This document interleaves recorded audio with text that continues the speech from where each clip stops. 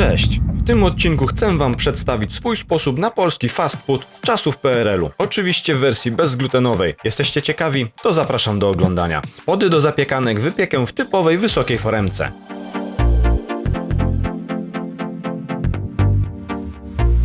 Do samego ciasta potrzebna będzie woda, w której rozpuszczam cukier, drożdże i sól.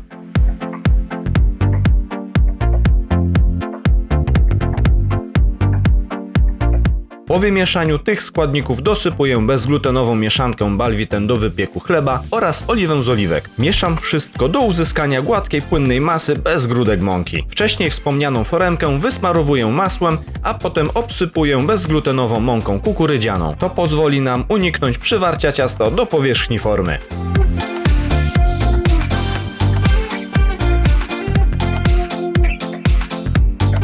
Ciasto wykładamy i rozprowadzamy je równomiernie po całej powierzchni.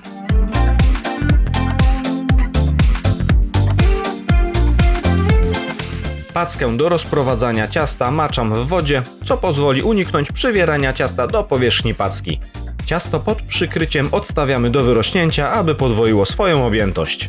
Umyte pieczarki trzemy na tarce na dużych oczkach. Klasycznie powinniśmy dorzucić też drobno posiekaną cebulkę, więc jeżeli macie pod ręką, to nic nie stoi na przeszkodzie. Całość przyprawiamy solą i oregano oraz smażymy na niewielkiej ilości oleju do momentu, aż odparujemy większość wody z pieczarek. Nadmiar wody z grzybów spowoduje, że zapiekanka będzie mokra i niesmaczna.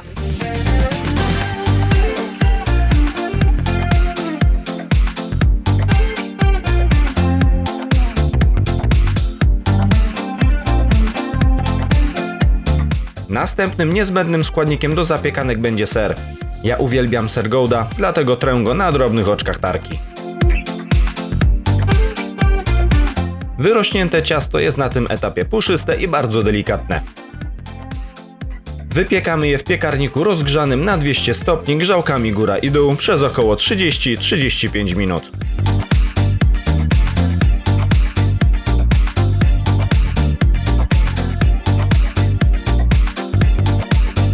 Tak przygotowany chrupiący bochenek po ostudzeniu tnę na pół wzdłuż dłuższej krawędzi.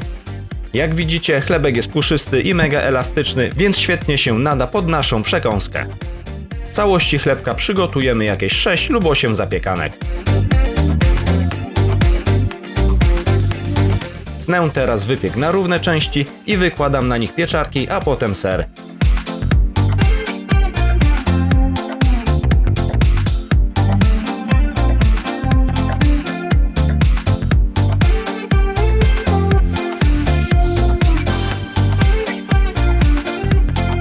Przed włożeniem ich do piekarnika przygniatam składniki, aby nie pospadały przy przenoszeniu. Na tym etapie część z nich możemy też zamrozić w woreczku strunowym, aby były na później.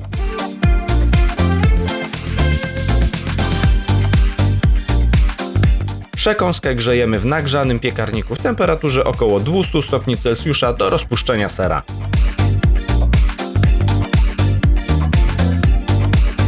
Gotową zapiekankę wystarczy już tylko polać ulubionym ketchupem. Jeżeli spodobał Ci się ten film, to daj łapkę w górę i subskrybuj po więcej. Do następnego.